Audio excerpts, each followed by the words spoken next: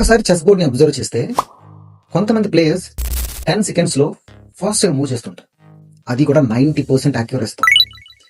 మరికొందరు క్వీన్ని సాక్రిఫైస్ చేస్తారు, మరికొందరు రాక్ని సాక్రిఫైస్ చేస్తారు. చూస్తుంటే మిస్టేక్లా అనిపిస్తుంది, కానీ 5 మూవ్స్ తర్వాత చెక్మెంట్. అప్పుడు మనం అనుకుంటాం, ఇతను ఎలా చేశాడండి, ఇతని టాలెంట్ అనుకుంటాం. కానీ ట్రూత్ ఏంటంటే అది టాలెంట్ కాదు, అది ఒక ట్రైన్డ్ మైండ్. టాప్ ప్లేయర్స్ మూవ్స్ని మెమోరైజ్ చేస్తారు, ప్యాటర్న్స్ని మెమోరైజ్ చేస్తారు.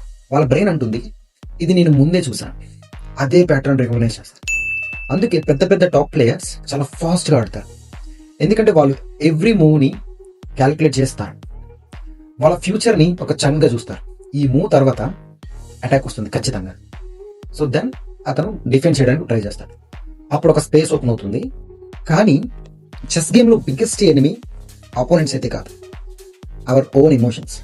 ఒక బ్లండర్ చేసిన వెంటనే చాలా మంది ప్యానిక్ అయిపోతాం, కానీ ఒక టాప్ ప్లేయర్స్ మాత్రం కామ్గా ఉంటారు, ఎందుకంటే వాళ్ళు మిస్టేక్స్ని ఫెయిల్యూర్గా కాదు, ఒక డేటాగా చూస్తారు. అది నాకు ఏం నేర్పించింది అని అనలైజ్ చేస్తుంటారు.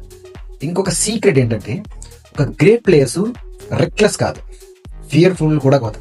వాళ్ళు రిస్క్ క్యాలిక్యులేషన్ చేయడం బాగా తెలుసు, ఎప్పుడు అటాక్ చేయాలి లేకపోతే ఎప్పుడు సింప్లిఫై చేయాలి అన్నది వాళ్ళ యొక్క బ్రెయిన్ ఇన్స్టెంట్గా డిసైడ్ చేస్తుంది.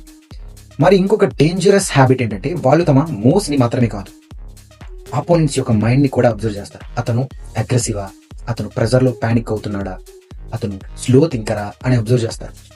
అంటే ఒక చెస్ బోర్డ్ మీద పీసెస్ మాత్రమే మూవ్ అవుతాయి అని అనుకుంటాం, మైండ్ కూడా బ్యాటిల్ చేస్తుంది.